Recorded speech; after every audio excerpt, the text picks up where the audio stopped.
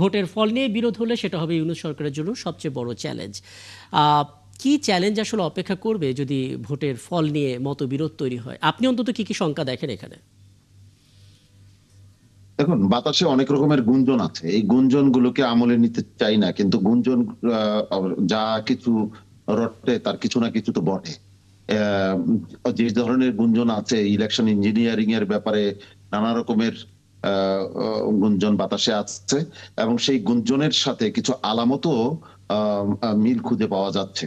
অনেকে election engineering এর চেষ্টা করবে, বিশেষ বিশেষ প্রার্থীকে জিতিয়ে আনার চেষ্টা করবে, এরকম নানাবিধ কথা আছে। আমরা এগুলোকে এইগুলি যেন না হয় সেটার ব্যাপারে হয়তো সতর্ক থাকবো। সংবাদ মাধ্যম সতর্ক থাকবে। কোন পর্যন্ত সংবাদ মাধ্যম সতর্ক থাকবে? যতক্ষণ মানুষ ভোট প্রদান করবে ততক্ষণ পর্যন্ত। কিন্তু ভোট প্রদানের পর কেন্দ্র থেকে যখন এই জিনিসটা মানে পোলিং এজেন্টদের স্বাক্ষর হয়ে যখন পরবর্তী জায়গায় যাবে, সেখানে যদি ফলাফলকে উল্টে দেওয়া হয়, পাল্টে দেওয়া হয়, তখন এইটার বিরুদ্ধে করার আর কিছুই তেমন থাকবে না। তখন এটার মামলা করতে হবে, সেই মামলা শেষ হতে হতে দেখা যাবে যে 5 বছর চলে যাবে।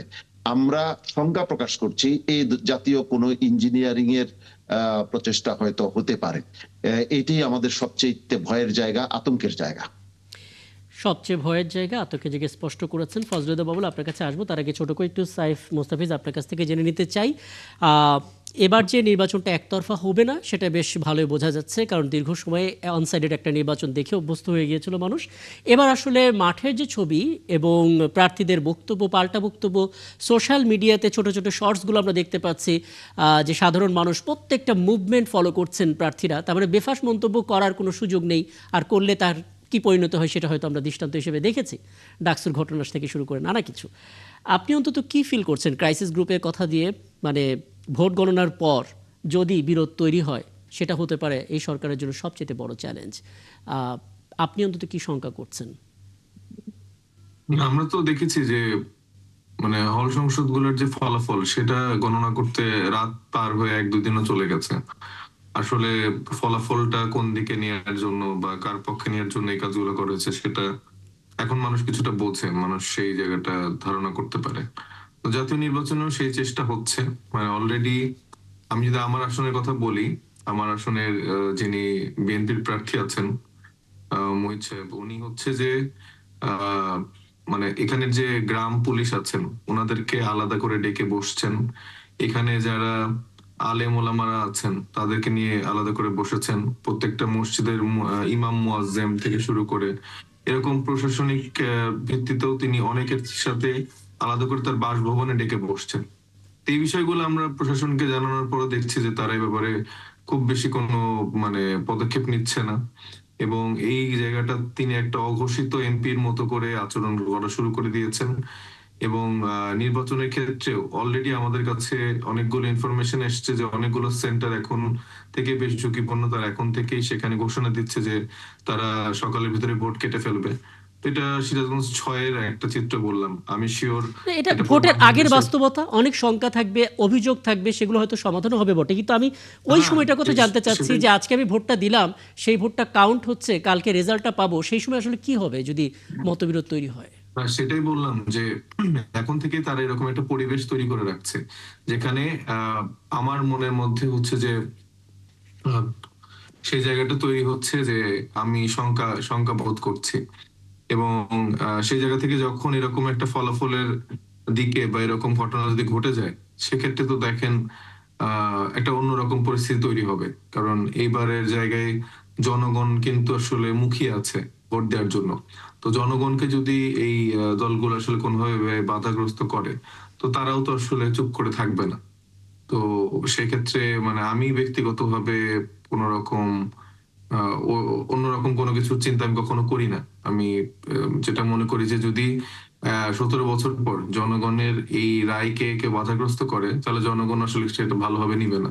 তো সেদিকে পরিস্থিতি কোন দিকে যাবে সেটা মানে এখন বুঝতে পরিস্থিতি পারছি বলবে, মানে রাজনৈতিক দলগুলোর হ্যাঁ ভূমিকা আমি আমি এবং তারা জনগণকে কতটুকু আস্থায় রেখে ভোটটা পরিচালনা করতে পারবে এবং সরকার সেখানে কি ভূমিকা রাখবে, এটা আসলে নির্ভর করছে সার্বিকভাবে। সরকারের একজন কর্মকর্তা তো সাথে আছে, আমি নিশ্চয়ই একটু জানার চেষ্টা করবো সেই মোমেন্টটা কেমন হবে। আমি একটু ফজলুদ্দা বল, যদি আপনি কিছু যুক্ত করেন, মানে দীর্ঘ সময় ধরে রাজনীতি করছেন, রাজনীতির এই প্রেক্ষাপটে এত বড় একটা ইলেকশন হতে যাচ্ছে যেখানে সমস্ত রাজনৈতিক দলগুলো এখন মাঠে আছে, এরপর যখন একটি নির্বাচন হবে সেখানে একদিনে দুটো ভোট হবে, গণভোটও এখানে আছে, দুটো ভোটই ফ্রি অ্যান্ড ফেয়ার ইলেকশন হতে হবে, এরপর একটা ভোট কাউন্টিং হবে, সব কিছু নিয়ে যদি শেষে গিয়ে মতবিরোধ তৈরি হয়, কি শঙ্কা আপনি দেখেন?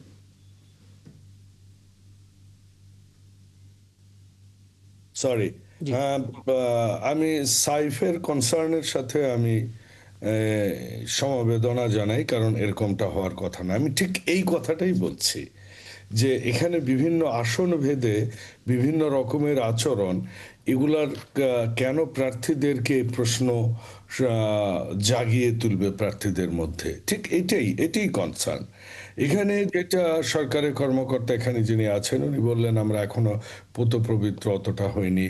আমরা সেজন্যই কিন্তু জুলাই অভ্যুত্থান করেছি, এত মানুষ মারা গেছে, জীবন দিয়েছে, ছোট শিশু জীবন দিয়েছে, বৃদ্ধা জীবন দিয়েছে, ছাত্ররা জীবন দিয়েছে।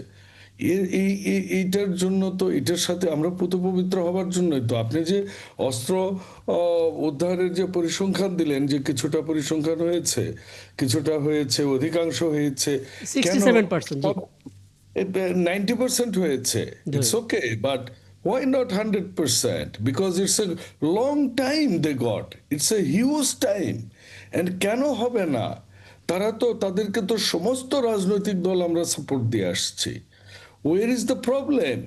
Problem behind that, যখন রাষ্ট্রের নির্বাহী প্রধান বলেন অমুক অমুকেরা এবার পাশ করে সংসদে আসবে, তখনই কিন্তু প্রশ্ন ওঠে। আমার প্রয়োজন হচ্ছে transparency. We need to let the government be transparent. That's it. কেন সাইফ বলবেন বা তারিক ভাই বলবেন বা আমি বলবো, why they need to listen this? Let it be a transparent situation, তাহলেই তো সব ক্লিয়ার হয়ে যায়। এটা আমার কাছে মনে হয়েছে সরকারকে ট্রান্সপারেন্ট হতে হবে আরো। জি, সরকারকে ট্রান্সপারেন্ট হতে হবে। চমৎকার করে তিনজন বলেছেন। আমি তিনটা বিষয় নিয়ে একটু ফয়েজ আহমেদ আপনার কাছে আসতে চাই। মানে এখন পর্যন্ত যে গ্রাউন্ড রিয়েলিটি, তাতে অন্তত কিছুটা হলেও সন্তুষ্ট আপনারা, পুরোটা হতে পারলে ভালো হতো। কিন্তু নির্বাচনটার পর যখন ভোট গণনা হবে, গণভোট এবং জেনারেল যে ভোটটা হচ্ছে, সেটা নিয়ে যদি বিরোধ তৈরি হয়, ক্রাইসিস গ্রুপ যেটা বলছেন, আপনি সেটা একমত? না, দেখুন, ক্রাইসিস গ্রুপের যেই প্রতিবেদন সেটা আমার দেখার সুযোগ হয়েছে। তাদের প্রতিবেদনের এই পার্টিকুলার অংশের অনেক লম্বা প্রতিবেদন, নানান বিষয় আসয় নিয়ে কথাবার্তা বলেছে। পার্টিকুলারলি ইলেকশনের পর, ইলেকশনের রেজাল্ট দেওয়ার পরে যদি কোনো রাজনৈতিক পরিস্থিতি উদ্ভব হয়, সেটা টেকেল দেওয়া গভর্নমেন্টের জন্য একটা চ্যালেঞ্জ হবে, এরকম একটা কমেন্ট তারা করেছে। That is true. যে প্রথম কথা হচ্ছে যে আপনি পরিষ্কার থাকতে হবে যে, যেমন তারিক ভাই যেটা বললেন যে কেন্দ্রে ভোট গণনার পর সেটা যদি আবার রিটার্নিং অফিস পর্যন্ত যেতে যেতে পাল্টে যায়, ডেঞ্জারাস। এটা হলে তো আর ভোট কি, ভোটের দরকার নেই, আপনি তো বসে এক জায়গায় রেজাল্ট ঘোষণা করে দিতে পারেন। সো এই জায়গায় তীক্ষ্ণ নজর রাখতে হবে, এটা যেন না হয়। মানে এটা প্রথম কথা হচ্ছে, এটা সরকারের কোনো পরিকল্পনা নাই, ইলেকশনের কোন পরিকল্পনা নাই, এখন পর্যন্ত এই ধরনের কোনো আলোচনা নেই, এবং এটা খুব ডিফিকাল্ট, খুবই ডিফিকাল্ট। এটা আমি সরকারের সঙ্গে কাজ করে বলে বলছি না, আমি তো সাংবাদিকতা করেছি, আমি নির্বাচন সাংবাদিকতা করেছি, রাজনৈতিক সাংবাদিকতা করেছি। সেই জায়গা থেকে আমি যতটুকু বুঝি, কেন্দ্রের ফল রিটার্নিং অফিসারের অফিসে গিয়ে, ওখানে গিয়ে পাল্টে যাওয়া, এটা ডাকাতি, এটা হাসিনা স্টাইল। হ্যাঁ, যদি প্রয়োজন মনে করেন তারা এভাবে করেছেন, যা ইচ্ছা তাই করেছেন। কিন্তু এটা প্র্যাকটিক্যালি এটা খুব টাফ, বিকজ প্রত্যেকটা কেন্দ্রে প্রত্যেক ক্যান্ডিডেটের প্রতিনিধি থাকবেন, তারা ওখানকার যে প্রিজাইডিং অফিসার তার কাছ থেকে স্বাক্ষর নিয়ে ফলাফল তুলে নেবেন। তো ধরুন একটা জায়গায় ধরেন 20টা একটা প্রশ্নের একটু উত্তর দিবেন ফায়েজ ভাই। এই যে আমাদের যে প্রবাসী ভোটারদের যে ব্যালট নিয়ে যে কেলেঙ্কারি, এটা কি দৃশ্যমান, কি আপনারা শাস্তির আওতায় নিয়ে এসেছেন? সাধারণ লোকজন এটা সম্পর্কে কি জানে যে সরকার? আরেকটা বিষয়, পোস্টাল ভোট কোনটা কোথায় যাচ্ছে, এই বিষয় নিয়েও মানুষের মধ্যে যথেষ্ট উদ্বেগ লক্ষ্য উৎকণ্ঠা করেছি। রয়েছে, তাই তো? হ্যাঁ, ওকে ফাইন, আমি দুজনকে অ্যাড্রেস করব। সো ওইটা ইম্পসিবল যে কেন্দ্র থেকে আপনি রেজাল্ট শিট নিয়ে নেবেন আপনার কেন্দ্রের, সেইটা ওখানে কি আরেকটা ঘোষণা করবে, এখানে তো প্রার্থীকে বা প্রার্থীর প্রতিনিধিকে দিয়ে যাবে একটা, সেটা ডিফিকাল্ট। আর পোস্টাল ব্যালট নিয়ে এই যে কেলেঙ্কারি বলতে ভাই আসলে কি বুঝিয়েছেন, কোন কেলেঙ্কারি আমি জানি না। আমি যদি ভুল না করে থাকি ফজলুদ্দীন বাবুল এটা বলার চেষ্টা করছেন যে শুরুতে একদম ওপেনলি শুরুতে দাঁড়িপাল্লা বাহরাইন ছিল। এবং কুয়েতের যে ঘটনা, জি, জি। বাহরাইন কুয়েতের, জি। তো এটা হচ্ছে প্রকাশ্যে এসে। এইটার বিষয়ে আপনি কোনো ব্যাখ্যা পাননি এটা বলছেন, তাই তো? ব্যাখ্যা নয়, যারা এর সাথে জড়িত, হ্যাঁ হ্যাঁ হ্যাঁ, কিসের সঙ্গে তাদের কি জড়িত, এমন দৃশ্যমান কিসের শাস্তি সঙ্গে দেওয়া জড়িত, হয়েছে? কিসের সঙ্গে জড়িত তারা? এই যে ব্যালট পেপার গুলো আপনি যেটা একসাথে বলছেন যে নিয়ে কেলেঙ্কারি, তারা- কেলেঙ্কারির সঙ্গে জড়িত, তাই তো? কি কেলেঙ্কারিটা হয়েছে আপনি আমাকে বলেন। বাবুল ভাই, আপনি বোধহয় ক্লিয়ার জানেন না পোস্টাল ব্যালট ভোটটা কিভাবে কাস্ট করা হয়। শুনেন আমি একটু শেষ করে দেই। হ্যাঁ, ফার্স্ট অফ অল হচ্ছে শুনেন, আপনি আপনি আপনি বিদেশেরটা আপনি কি আমি দেখেননি? বলছি যে ভাই, কুয়েতের এবং আপনার বাহরাইনের কেলেঙ্কারি যে আমি ঘটনা। পরিষ্কার করে দিচ্ছি। পোস্টাল বলেন? ব্যালট নিয়ে বাহরাইন বা কুয়েতে যেই কথা বলছেন সেটা হচ্ছে ওই পার্টিকুলার পোস্ট কোড অনুযায়ী এক জায়গায় ব্যালট রাখা হয়েছে, সেখান থেকে যে যারটা নিয়ে নিবেন।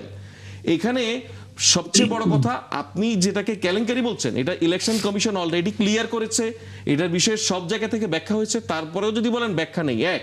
দুই নাম্বার হচ্ছে পোস্টাল না, না, ব্যালটে, আপনি আমি শেষ করে দেই ভাই, আমি শেষ করে দেই, এক জায়গায় শেষ করে দেই, রেখে একটু দিবেন, শুনেন, ওখান একটু ধৈর্য থেকে ধরে নিয়ে শুনেন। যাবে, এই এটা না কেমন শুনলে আপনার কাছে হ্যাঁ। কেলেঙ্কারি মনে হবে। ফজলুদ্দীন বাবুল আমি একটু শেষ শুনি, করি। একটু শুনে নি তারপরে। হচ্ছে বাবুল ভাই, কোন প্রবাসী নিজের পোস্টাল ব্যালটে স্ক্যান করতে হয়। পোস্টাল স্যার, ব্যালটে একদম why যেই you are app, acting as a সেই অ্যাপে government একজনেরটা responder? আরেকজন দেওয়ার Let কোনো him সুযোগ নেই respond. ভাই। আমি গভর্নমেন্টের তার মধ্যে face করছি দিয়ে না, আমি ইনফরমেশন গুলো জানি। So- কারণ ডায়াসপোরা অ্যালায়েন্স আমাদের প্রথম থেকেই প্রবাসী সাইড ভোটারদের মুস্তাফিজ, নিয়ে আমি কাজ আমি একটু করেছে। ব্যাখ্যাটা শুনি ফয়েজ কিন্তু আহমেদের। যে ব্যাপারটা আমার মনে হয় আমরা ফয়েজ জানি আহমেদের কথা ব্যাখ্যাটা শুনে বলছো। আমাদের সবটা ক্লিয়ার হয়ে যাবে। আপনারা হ্যাঁ না জেনে যদি এটা বলে ফেলেন তাহলে তো হলো না। হ্যাঁ হ্যাঁ, প্লিজ একটু শুনি। এখন জি। ব্যাপার হচ্ছে এই পোস্টাল ব্যালটে যেই অ্যাপের মাধ্যমে একজন ভোটার রেজিস্ট্রেশন করছেন, তার পার্টিকুলার এনআইডি দিয়ে, তার ফেস দিয়ে রেজিস্ট্রেশন করতে হচ্ছে পুরো সময়টা জুড়ে এখন পর্যন্ত। এবার আমার তারিক ভাই যে প্রশ্নটা করেছেন, ব্যালট কোথায় যাচ্ছে, এটা নিয়ে মানুষের মধ্যে সন্দেহ সংশয় আছে, এটা না জানার কারণে, যারা পোস্টাল ব্যালট সম্পর্কে জানেন না হয়তো, যিনি ভোট দিয়েছেন তিনি জানেন ওনার ব্যালট এখন কোথায় আছেন, উনি লাইভ ট্র্যাকিং হচ্ছে এটা যে রিটার্নিং অফিসারের কাছে কিভাবে যাচ্ছে, ঠিক এই মুহূর্তে কোথায় আছে, এটা সম্পর্কে উনি অবগত, কারণ ওনার ওই অ্যাপে এই লাইভ লোকেশনটা দেয়া আছে এখন ওনার ব্যালটটা কোথায় আছে। সুতরাং ভাই, আমরা প্রশ্ন তুলি, আমরা প্রত্যেকটা সিস্টেমকে ত্রুটি মুক্ত করার জন্য, অ্যাকাউন্টেবল করার জন্য নানানভাবে কথা বলি, ফাইন, এটা আমরা করব, কিন্তু একটা সিস্টেমকে, এত দারুণ একটা ব্যবস্থাকে পুরোটা কন্ট্রোভার্সিয়াল করে ফেলার জন্য